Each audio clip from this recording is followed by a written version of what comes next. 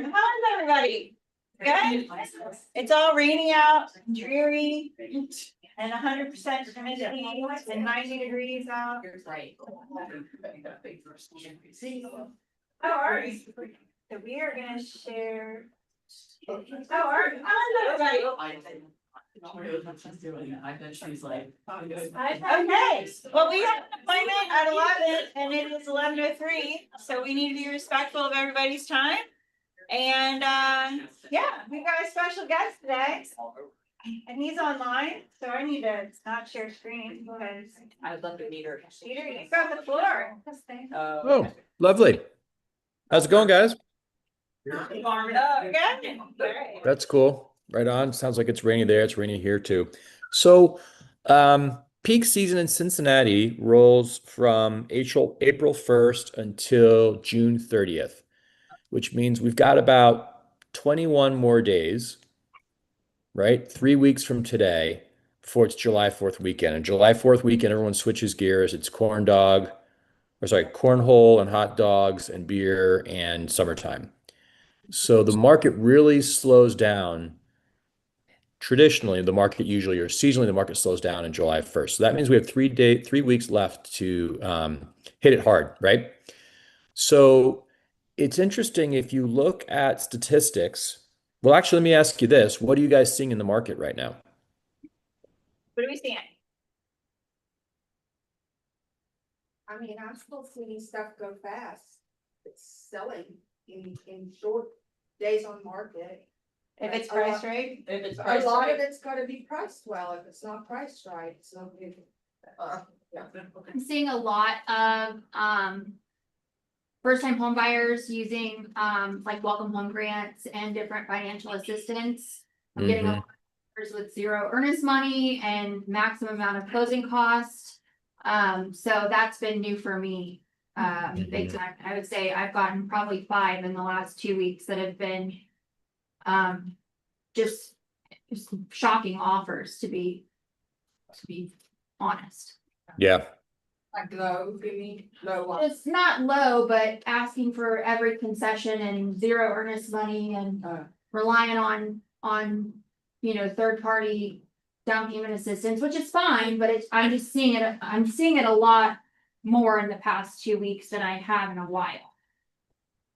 Well, that makes sense. I mean, for 2 reasons. One, that down payment money is out there right now, so we're going to see more of it in this time period than we will generally. But I think the other thing, Maggie, is you're right. I think that rates have gone up where we expected them to go down, thanks to the war we have in Iran, and so that is pushing up inflation pressures. Interest rates have not come down as they expected. It's still hard for people to buy homes, especially first-time buyers, and so consequently, they're having to come up with more tools to make the numbers work, right?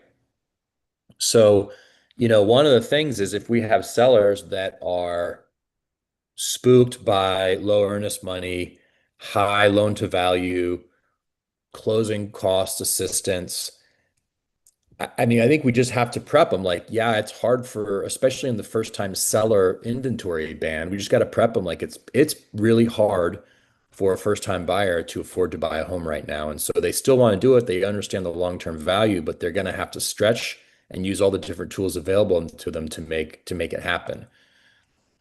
Otherwise, a seller could lose a really good buyer just because that buyer isn't, or a motivated buyer just because the buyer isn't as good or as qualified as they may have been 3 or 4 years ago when mom and dad were buying houses for cash for their kids. Right. Good point. How do you have a conversation with your sellers regarding that? So my sellers are kind of taken aback by that, and they're like, well, they obviously don't have any money. Like, we don't want to, so how do you have, and you've mentioned on it a little bit, but I'd love to know how you've kind of, if that's the only offer you've got, right? You've been on the market for 10 days and you get an offer that, in multiples wouldn't be something you would take a second look at, but in this market, it might be something we need to consider. How do you have that conversation? That's a great question. The thing about real estate is once you get your core skills in place, the Jedi level skill is expectation setting, right? And if you don't control the expectations, then you've got to work against somebody else's unspoken expectations, which if you've ever been married is really hard to do. So Um, what's that, twice? Yeah. Why I'm not? Oh, you have not. Well, Yeah. that's a fun life lesson waiting for you in the future. So, um, the thing is, Yeah. sorry, I can't hear. What's that? I just said I was married once and that's why I'm not anymore. Oh, yeah, right. Unmet expectations is a killer. Okay, so I think it's important to call your clients, any seller you've had on the market for more than a couple weeks or that needs to sell, really every one of your listed clients, I would call them and just say, hey, just checking in with you. I wanted to give you some update on like what the market is doing and what we can expect over the next 3 or 4 weeks. First thing, Mr. and Mrs. Seller, is there's a natural rhythm and seasonality to Cincinnati home sales. And what we know is that 42% of all the home sales happen in just 3 months from April 1st until June 30th. Because once July 4th weekend rolls around, summertime kicks off and people kind of check out of the real estate market. And so we have this sweet spot of the next 3 weeks to make a home sell, get your home sold, at the maximum value and all the stuff. But let me share with you just some trends, some economic trends that are impacting what we're experiencing right now. And I'm sharing this primarily for first-time sellers, right? Or for first-time buyer inventory, sellers of first-time buyer inventory. The first thing I would say is, the market has shifted a lot since what we thought it was going to be in the beginning of the year. At the end of last year, things had stabilized, and most economists and companies were projecting that we would see anywhere from 4 to as much as 7% growth in sales as more sellers decided to move and interest rates came down. However, due to political instability, we're now seeing an environment that is driving up inflation and interest rates and correspondingly interest rates. And so now it's more expensive to borrow money instead of less expensive to borrow money than where we thought we would be this time last year. However, because of scarcity of inventory, prices have still gone up. The average sales price of a sold home in Cincinnati year over year is up 5.8%. But what's interesting, Mr. and Mr. Seller, is that over the same point in time, total sales are down in terms of units, 2.2%. So how does that happen? Well, here's the thing. There is a the window, that sort of strike zone, that window of opportunity is closing because as affordability becomes more difficult, there are less homes that are move-in condition that are priced accordingly. Now, when they sell fast. But there's a larger percentage of the population that's being stretched more and more to make homeownership work for them. And so consequently, with prices going up and interest rates also correspondingly going, or not correspondingly, independently going up, what we're finding is that buyers need to stretch to make the numbers work. They recognize that value has increased. They understand the long-term wealth building opportunity of real estate, but to get in the game, it's harder for them today. So we may see things like lower in earnest money payments. We may see things like 3.5% down or even potentially zero down. We may see things like grants from the state or from the federal government. We may see things like asking to pay for more seller costs. There are two things we care about. Number one is maximizing your price and terms, and the second one is getting your house sold. If we didn't get multiple offers in the first 7 days of your market, we're not in that window that I talked about. We're not in that strike zone. So we're going to have to be more flexible and receptive to different kinds of offers and financing and buyers.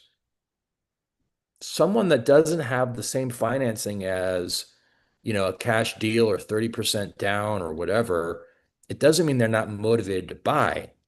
It just means that they're more financially stretched to purchase. And so we may have to support them a little bit in closing costs, which can be ultimately financed with the sales price. And we're going to have to be more open-minded to different kinds of buyers. If we get an offer like that, I'm happy to call the lender to confirm that this buyer is actually pre-approved and not just pre-qualified, so we can mitigate our risk when that offer comes in. And Mr. and Mrs. Seller, if these buyers don't have a ton of money, when it comes to the inspection process, we should also be prepared for them to not be able to take on a lot of things on their own. So we'll want a level set on what we will and what we will not fix going into the inspections. Does that help? Yeah. Good. Very good. So, it's funny. I was doing a little bit of research before we jumped on this call, and proposals for this year. Last year we shook out at like 4.1 million units. Maybe it was like 4.05.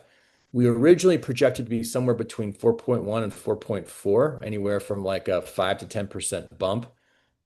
But now it's looking like it may be a 3% bump. And interestingly, guys, in Cincinnati, we're down 2.2% in units sold year over year. So the other thing to tell your sellers is this.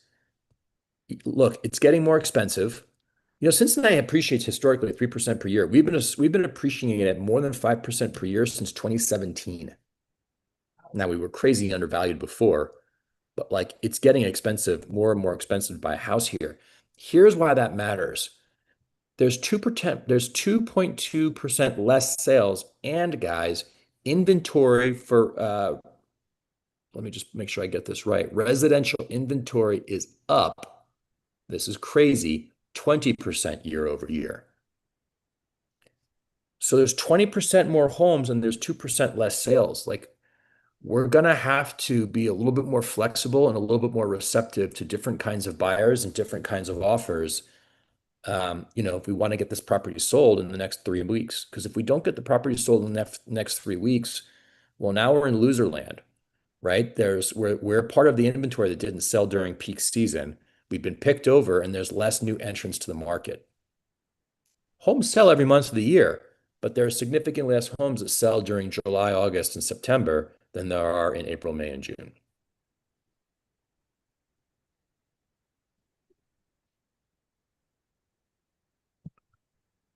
That help? Yes. Great. Yeah. Okay. Glazed over with the numbers. Processing it. They're all processing it. I love the numbers, yeah, that's good. Just write them down, guys. The deal is, most realtors are excitable, emotional creatures. And we come to our sellers with an excitable, emotional, reactive conversations about value, which immediately makes the sellers excitable, reactionary, and emotional about their home value. When you lead with data, two things happen. The first one is it establishes you as a credible resource and immediately positions you as an authority expert, which diminishes the space for their emotions. And then the second thing that happens is you just iron the emotions out of the conversation. Look, this is our reality. My job is to educate and inform you. My job is to educate you so you can make the most informed decisions for you and your family and your finances. This is our reality right now. I need to communicate this to you. And then let's talk about options on how we want to respond to our reality. That data is what shifts the conversation from emotions and what marketing have you done lately for me to, hey, here's our reality. Here are our options. How do you want to respond to it? Couple pieces of data is all it takes. I gave you guys a couple. That's all you need.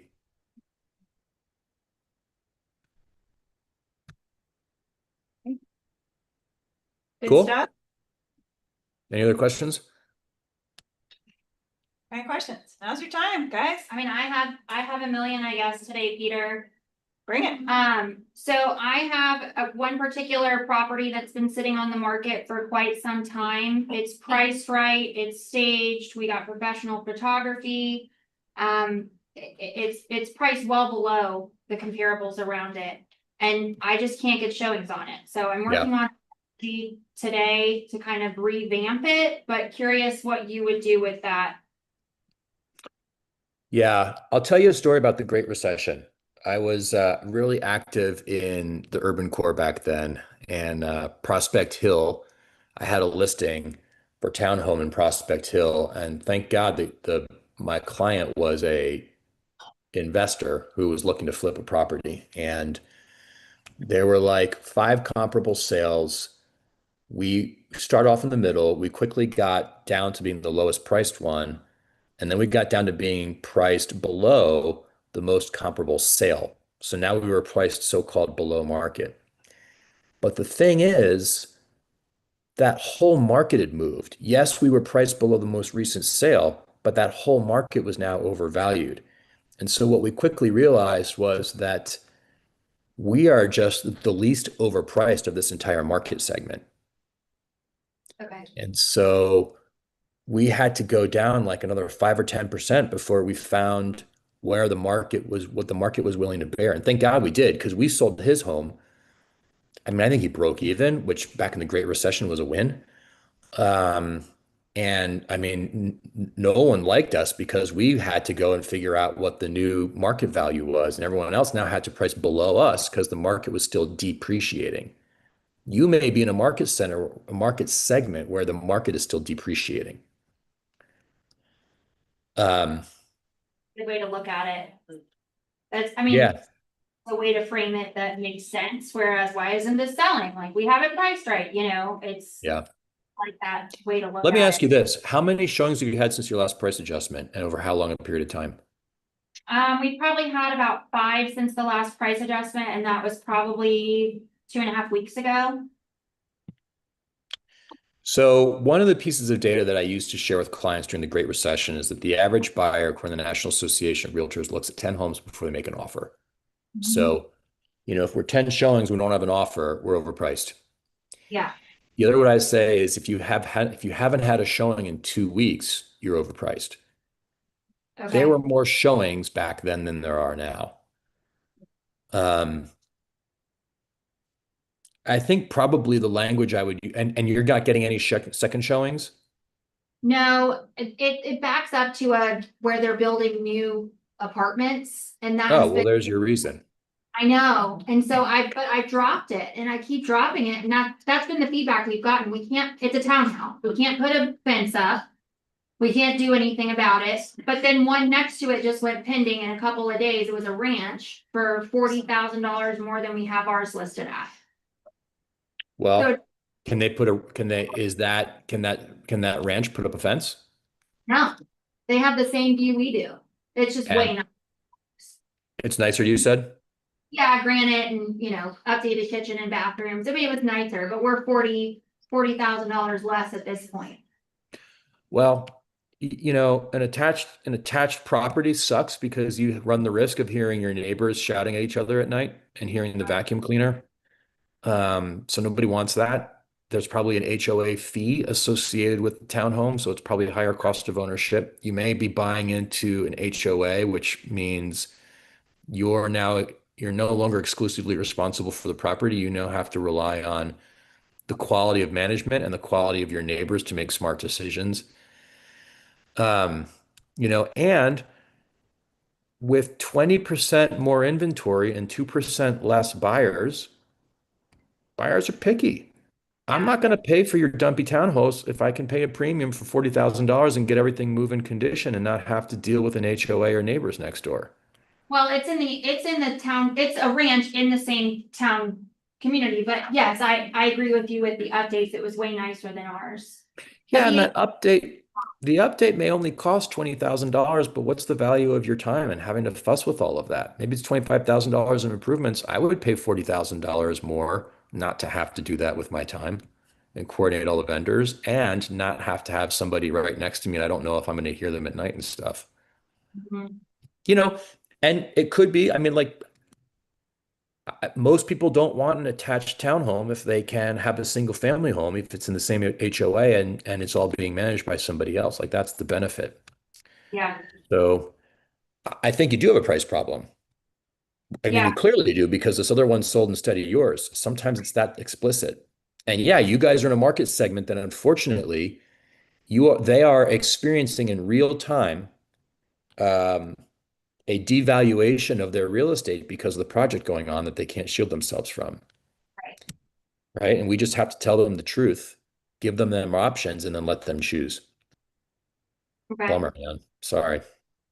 Yeah, we're dropping it again today. I just Okay. had a loss for what else to do besides continue to drop the price. It's just price. Yeah. Look, the 10 point marketing strategy is this, guys. Price, price, price, price, price, price, price, price, price, staging.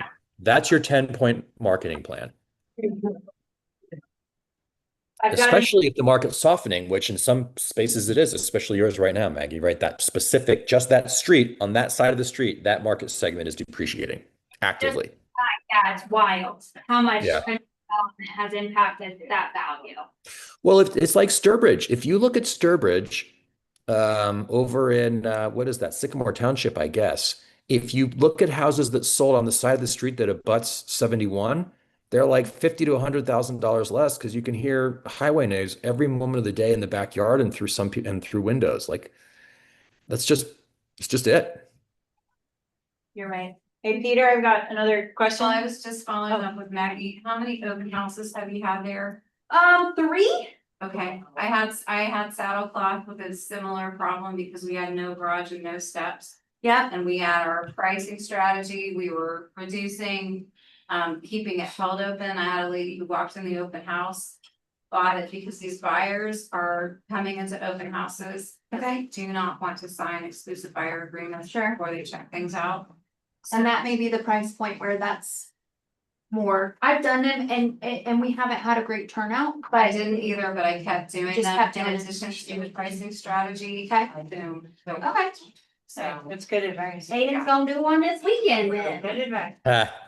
Hey, Maggie, quick thought, or really for everybody, if you're doing a price adjustment, there's research by the National Association of Realtors that tells us that consumers will not see a meaningful change in value unless the price adjustment is equal to or greater than 5%.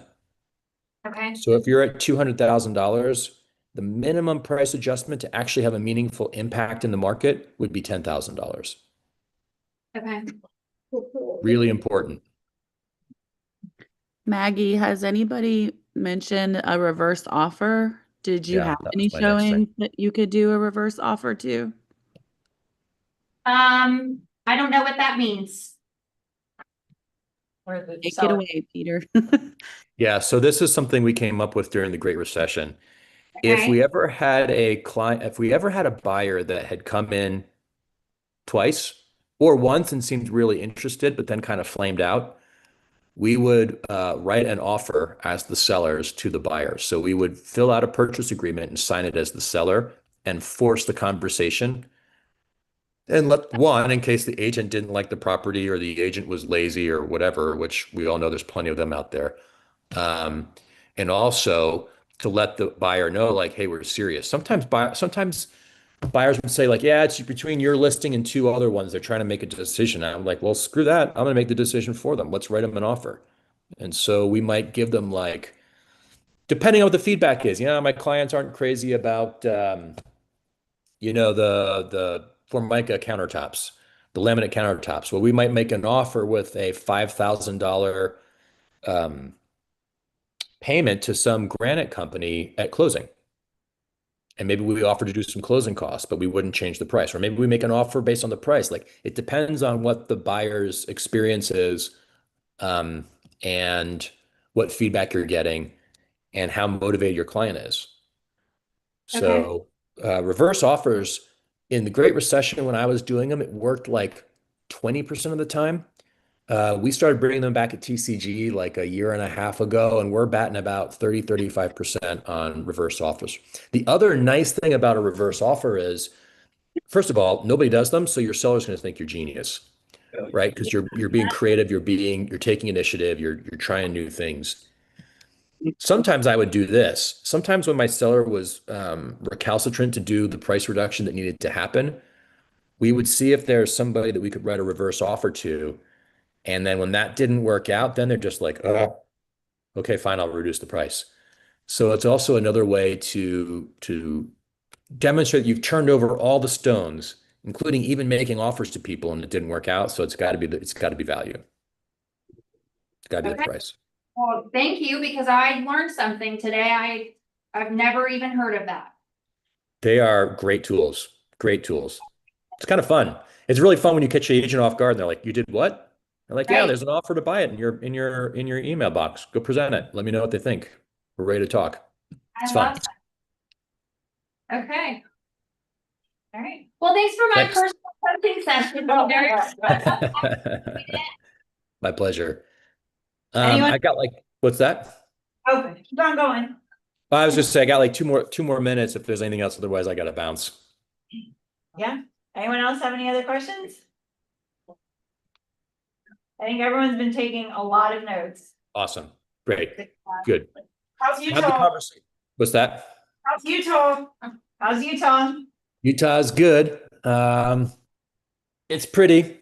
It's summertime is coming. People are starting to mountain bike and get hiking, and we're thinking about maybe climbing Mount Timpanogos, which is the big mountain in and around Park City. It's a 14-mile hike, so we're thinking about maybe doing that this summer. So it's good. It's fun. Yeah, we're enjoying it. Good to see Huh? you smile. Good to see you smile. Oh, thanks. I appreciate that. You guys are great. Good luck. Call your sellers today. Have the conversation. Yeah. Good Thank advice. you. Thank you so much, All right, Peter. bye, guys. See ya. You say 2% less buyers and 20% more inventory? Yeah. Yeah, you said 2.2% Less transactions. less units. So it Total was, sales, yeah. yeah. So Yeah, since 2017, the Cincinnati market has averaged an appreciation over 5%.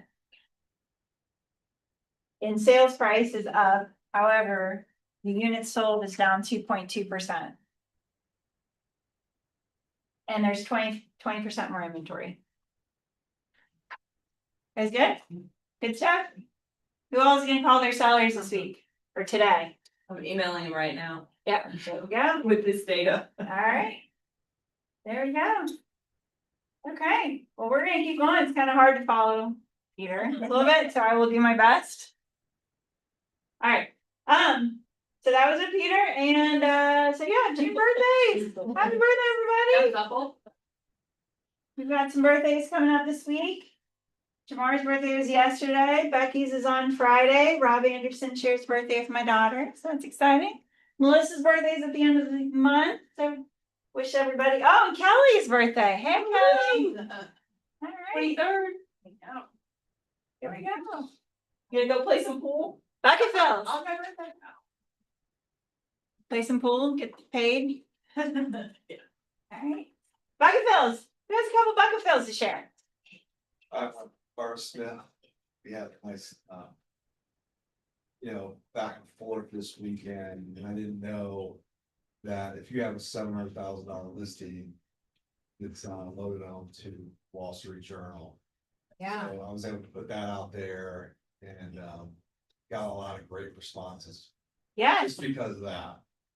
I'm gonna. How did you do that? Right. So, yeah. What it is, we posted it in the internal page, but if you have a listing that's over 700,000, it automatically syndicates to the Wall Street Journal. And there's also 6 or 7 other publications that it syndicates to if it's over 1 million. So if you go, there's a link in our internal page, you can check it out. You also can go to KW Connect and just put in, or I'm sorry, it's answers.kw.com. You put in Wall Street Journal and it's a link for all where you can find all those listings too. Yep. So we had an agent who has a client. They have a $1.4 million listing. It's going to be kind of a hard sell because there's really no comps in the area.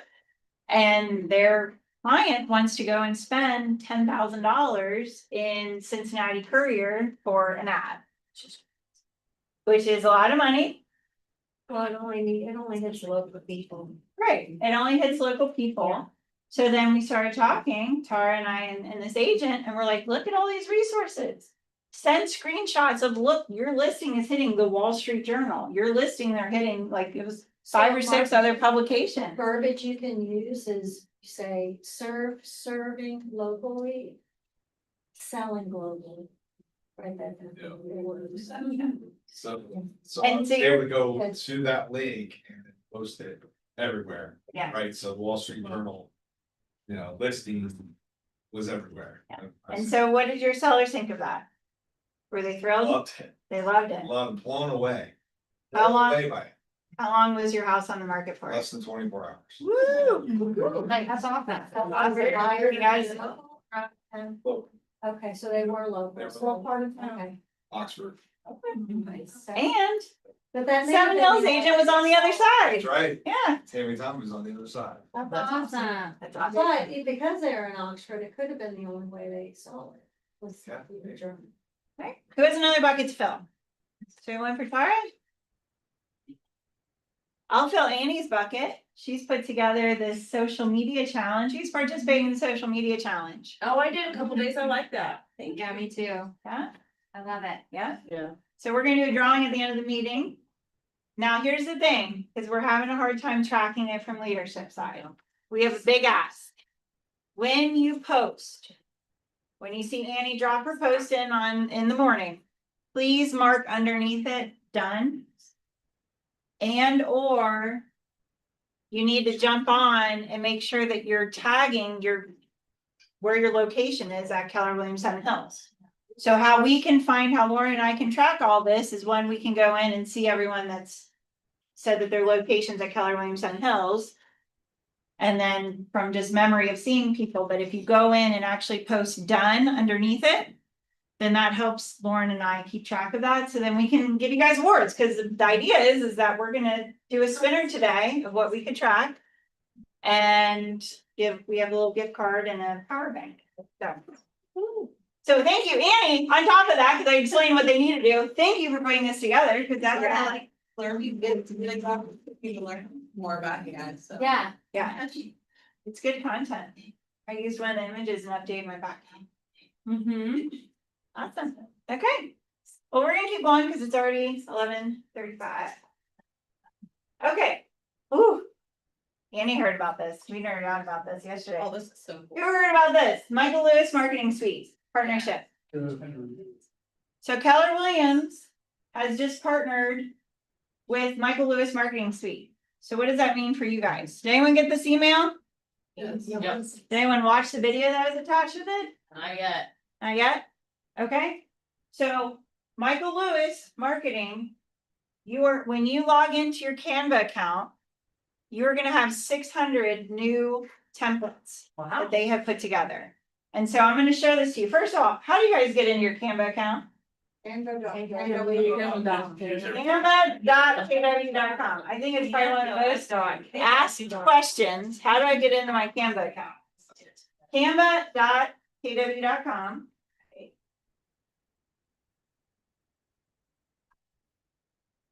So I'm just going to show you briefly. The video is really great because he goes through kind of how to search for these things, because it's a lot. There's a lot of new templates. So one of the topics that he suggested is prospecting.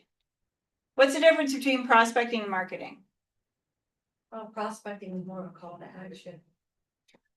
You're targeting people possibly in your database. Prospecting typically costs a little bit less money. Marketing is, Prospecting is gonna get you quicker results. yeah. Should we be focusing all on prospecting or focusing on marketing? Both. I think prospecting should be your main focus and you're enhanced by your marketing. If you've ever taken one of our Ignite classes, we talk a lot, especially in the database piece, on prospecting versus marketing. So in here, if you type in the word prospecting, did I spell that right? You're gonna see all of these new designs. I just put in prospecting, okay? Now we have designs for postcards for National Home Ownership Month. We have open house, we have the Happy 4th of July. So there's a lot of postcards that you could use that you can mail out, but also the size of them is consistent with doing social media posts. So you could download these and do them as social media posts. Did you know you can also, so that's just typing in prospecting. I'm gonna type in prospecting with recipes. So in here, they have recipe cards. So if you need ideas on something to post, here's some recipe cards. You could put in grandma's recipe and change a little bit of the content if you want, but the actual design and style is here. You just click on them. So you're saying they're editable? Absolutely, everything in here is editable. Love. Lindsay, can you show them the MLS?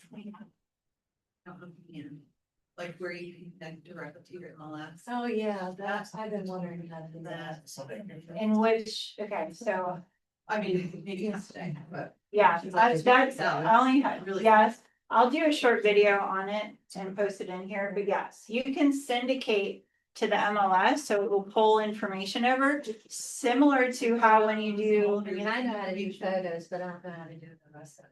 Yeah, so like when you do a paid ad in paid campaign ad with Facebook, or doing a paid campaign with direct mailers, you can syndicate to the MLS, but now you also have MLS syndication within the actual Canva. So if you do an open house flyer, you can type it in there.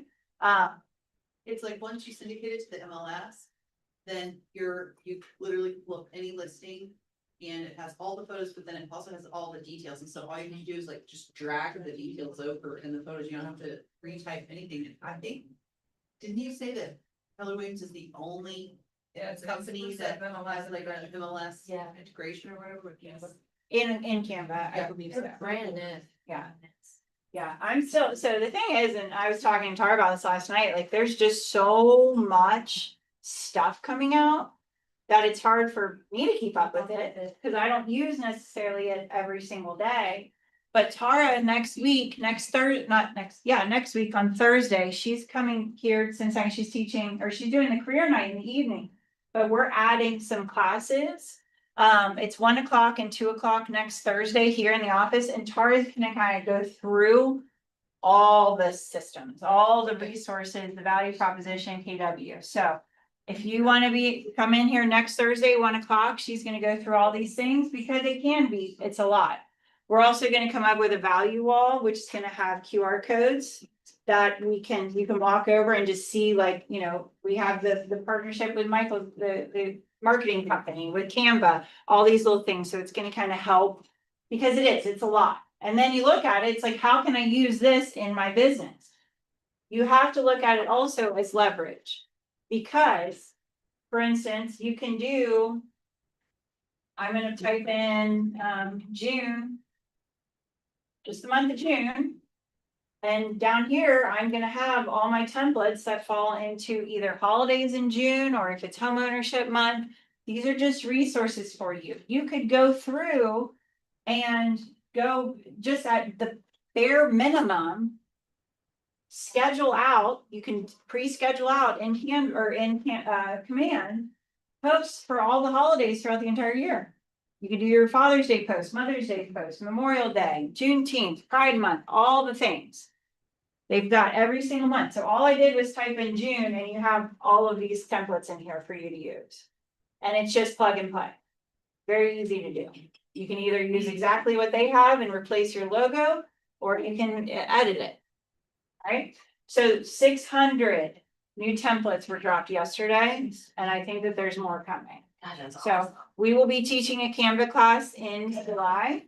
But definitely check out all these new resources for you all. There will also be with Michael Lewis Marketing Suite. So Keller Williams purchased Michael Lewis Marketing Suite, who's been working with a number of Keller Williams offices for years and years. But there will also be opportunities for agents. This is coming a little bit into phase 2 to upgrade, meaning to pay for some marketing to be done for you. Right now, we offer the free sub through Scott Roy, which some people like, some people don't, totally fine. But there will be packages that you can just go, I want all this done, and just do it. So that will be coming as well. And most people prefer the Michael Lewis templates to the Scott Roy's. Yeah, for sure. Also, just watch that video. Everyone received the email. Was it in the email that was? It's in the email that was sent out, but this QR code takes you to it. You have to make sure you're logged into command. But it's a 10-minute video. Please watch it. It gives you so many different ideas on things that you can be posting. Was maybe yesterday. You or so, even. Okay. Okay. Alright. If you have any, we'll send out a team meeting recap and have the email link or this link in there for you all. But everyone should have it in their inbox. Alright, and then Lone Wolf, I'm continuing my powered trainings. This Friday, I will be doing Lone Wolf again. Who's coming to Lone Wolf class in here? Oh, look at that. What is it? What are your thoughts? Huh? Oh my God. Anything's better than that. So much better than that. It's pretty easy. Very easy. I would say it even has some greater capabilities and things than even like a dot loop has. Yeah. I look at it this way, I feel like it's dot loop had a baby with DocuSign.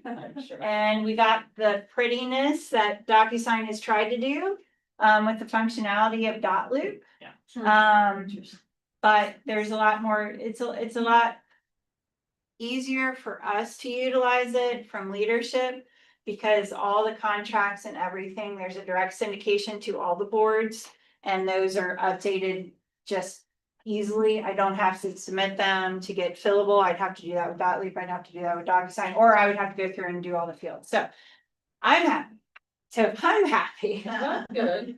Everybody's happy, right? Happy wife, happy house, or what is it? Yeah.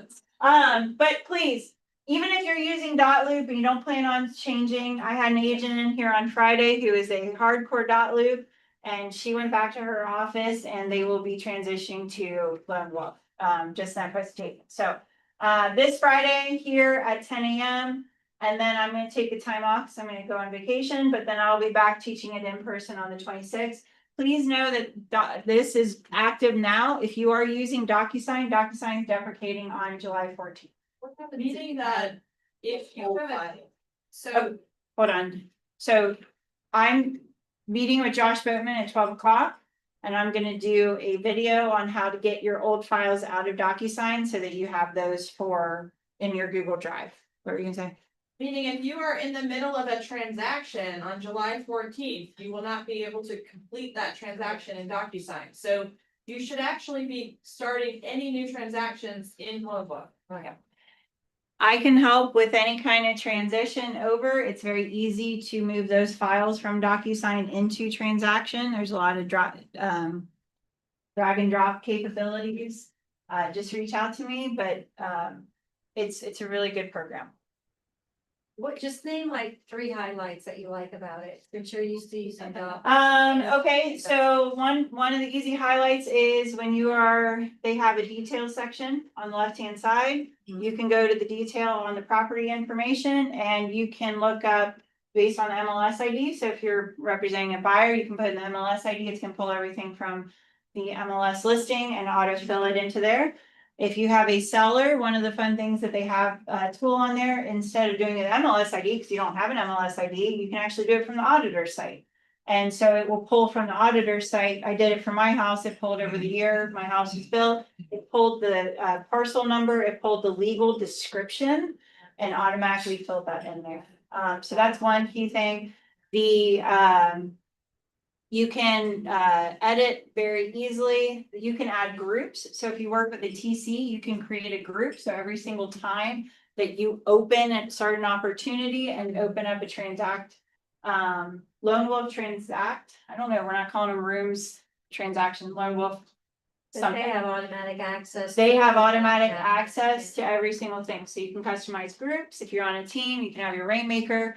The brokers, we are able to create templates for you all so that when you apply that template to your documents, it will autofill brokerage information. It will autofill license numbers, everything like that. You can create your own templates quite easily that you can apply. So if you have certain terms or if you charge a certain transaction fee that you want it to pop up every single time, you can enter those in there as well.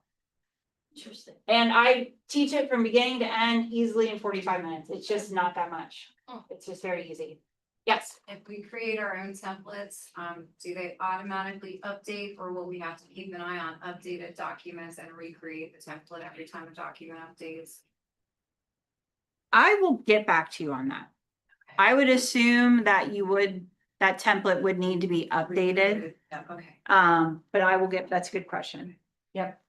And I'm coming out to you guys on 22nd or something. Yeah, after I get back, 24th. Yes. Cool. All right. Anybody else? All right. I'm gonna go through the next couple slides quickly. Breakthrough 120 is coming. This is replaced Ignite the week of June 22nd. Please, please, please, please. This is for brand new agents, agents in production. Maybe you're stuck in your business. Maybe you can't grow. Maybe you've had a year where it's a little bit harder than usual. This is for everyone. And the what we've been getting feedback from, this is a national class, is that people are writing more transactions, and we're kicking it off with Doug Phillips. He's back there in the back corner. Doug, what do you, there's a 30-second synopsis. Yeah, yes, the whole premise is 9 new signed clients within 4 months. So if you think about it, the average median sales price is around what, 300,000. Commission's negotiable, but assuming 3% commission, that's close to $81,000 additional income over 4 months. So yeah, it'll be good. I'm excited. Yeah. Yeah, I'm very excited to teach the content. So yeah, so that starts June 22nd. Lauren's gonna be sending out information. We are selling booklets with all the content, a little binder and everything. It's like 250 pages of content. It's a big binder. It's a huge binder of content. Yes, the binders are $50. Oh, so are there any additional? No, I'll sign that. nope. Just if you want to buy the materials, we can make you a snazzy little binder with your name on the cover of it. Just go see Lauren and she will get you that information. All right, and June calendar, today's your meeting. Obviously tomorrow, PCs continue with lead gen and scripts in the morning. I'm doing Command Kickstart. If you want a refresher on all the things in Command, campaign, smart plans, come see me tomorrow. Next week, team meeting. We have a special guest, regional RD. What do we call her now? Chief RD. No, and I think he'll be here too. Regional, what did she say yesterday? Ambassador.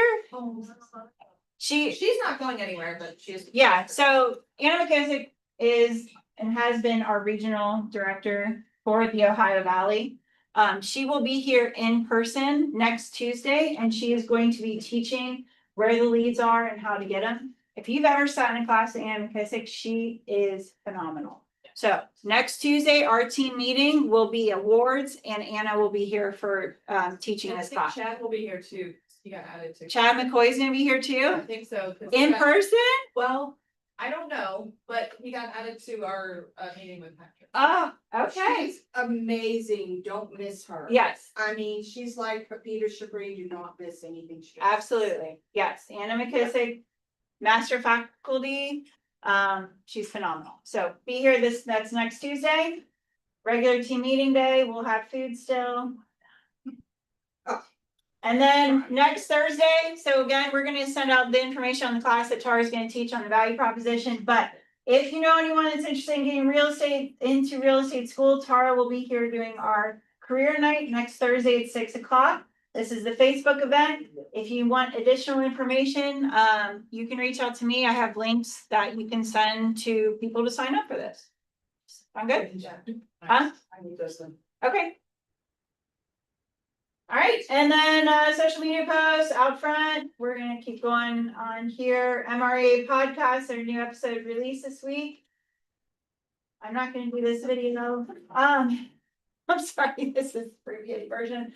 Mega Camp, last week they announced that Simon Sinek is gonna be the keynote speaker at Mega Camp. So Mega Camp's in August. So if you guys haven't heard of Simon, you should look him up. He's the first keynote that's been announced. There will be multiple keynotes announced over here in the next couple of weeks. Social media. All right, we're gonna do Spinner, and then we're gonna do Craig, and then we're gonna do I Have My Need.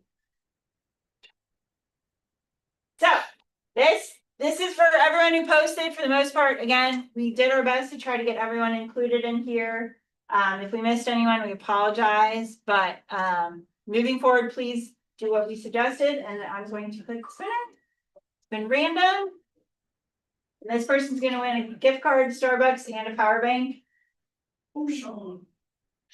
It does not want you driving. Alright, Sean Robinson! Yay! So we'll get Sean back here. So we have a winner. I will get gift card and power bank for Sean. Alright, keeping going. Craig, come on up, man. Does anybody feel like they're out in the wild, wild west out there right now? Yeah. It's been a while, 2 weeks, going into June, so, we're seeing multiple offer situations. $800,000 properties, we saw price drops and all of a sudden, we're in a multiple offer situation and we're almost back up to the full listing original, so, keep battling out there. We are seeing a lot more down payment assistance applications. Just gonna kind of go over a couple that we're seeing right now. Got people, first time buyers, looking to buy a 2-family. They can do conventional with as little as 2% down. Obviously, everybody saw what happened with OFA last week. OFA had extra funds. And then on the first, they run that interest rate. I was so shocked when I got up, I called OFA. I was like, what's going on? Is this legit? So they dropped the rates to 5% for basically 500 applications was their number. Did they say that to everybody? No, they didn't. That was the asterisk. So everybody was trying to get buyers in, get them pre-approved so they could get that. And it was gone by Wednesday morning, right? So rates are still good. 6.25 today with down payment assistance. So they didn't jump back up to 6.875. So that's good. We still got a little reprieve. So I'm gonna make, you want to move the needle the next 60 days? Yeah. Let's do something. So I can't offer on down payment assistance, but what I'm gonna offer is any new applications that come in now, between now and August 1st, I will offer them a 1% lender credit towards their closing costs, towards a permanent buy down, or towards a 1-0 buy down. Does everybody know what a 1-0 buy down is? So if the rate's 6.5%, their first year they'll get 5.5%. So we'll pay that cost for them. So any applications, it doesn't have to be in contract, any new applications by August 1st, we'll make that offer. So if they're not in contract till September, they'll still get that offer. Does that sound like a good deal? All right, let's move the needle. Let's go. Thank you. Thank you. Thank you.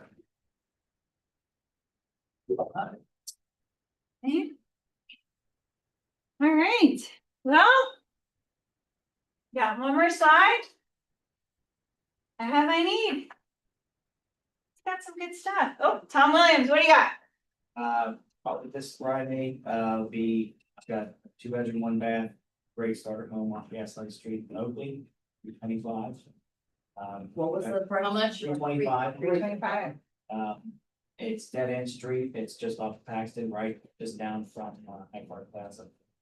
And then probably this weekend as well, I've got a 2-bedroom, 2-bath condo on Fulton in Eden Park. So it's probably the largest one that's gonna be on the market. It's 1,316 square feet. It's dated, but it's clean and in good shape. It's moved now. The carpet's clean. And it's gonna be at 185. What's the HOA? 495. That's not bad. Who else? I've got 3 things coming up. Let's go. I've got a Mason condo, bedrooms, 1.5 baths, great area, literally falls right in, like, literally top, like, right in between Mason and Westchester area, so awesome location, right off of Tylersville. And that's gonna go for, $237. I have a 4-bedroom, 4-bath, Little Miami Schools, Mainville. Great view of the woods in the back, pool community, $450. And then the cutest little ranch in Loveland. I mean, absolutely adorable. It's small, but man, it's freaking cute. And it's got the most kick butt like backyard with a huge pole barn that you can use for a total like party space. And that's gonna be around 300, and that's a 3-bedroom, 1-bath. Got it. But it's super cute. All right, so we got Mainville, Loveland, and you got a condo in Mason? Mhm. Okay. Awesome. Who else? Fine. Oh, go ahead. Oh, Emily? I've got one coming in, Milford Schools, but it's Loveland. It's a 3-bed, 2 full bath. It's on a slab, beautiful backyard, fenced in. Really nice neighborhood. I think it's gonna be around 330. And it's coming in 2 weeks. 2 weeks. Got it? Do you have some? I have Settlers Walk, huge house, 705. 4-bedroom, 4-bath, finished basement, all that. We're gonna have an open house this weekend. It's coming on tomorrow, coming soon. Where's Settlers Walk? Springboro. Yep. And then I need a newer build townhouse, like 2018 or newer. If anybody has anything that they can think of, I'm searching every day and looking at new builds as well. With a first floor primary under 550. She's fine with like a 0 lot line, but it's for an older lady.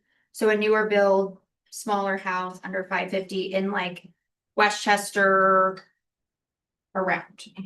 And then I also am looking for a quad for an investor. If anybody has any investors that want to get rid of an occupied quad, that would be amazing. And is that all we have? I think that's it. What area are you? Anywhere for the quad. Just has to be 4 doors. He wants 4 units. It doesn't matter if it's 1 bedroom or 2 in disrepair. Okay. Yeah, anything, just 4 doors. Okay, Doug? Ranch basement in Anderson. About 2 weeks for finishing up renovations, so level of primary on suites. All set at Jackson Street. So 425. 425 Anderson? Yeah, please do what you there. Yeah, Chase? I've got a really cute 2-bed, 1-bath in Norwood, Carthage Avenue with off-street parking. We're at 189. And then I need a 3-2 with a garage or off-street parking in like Westwood or Dillonvale, Kennedy Heights, Deer Park. Potentially Green Township, but under 3.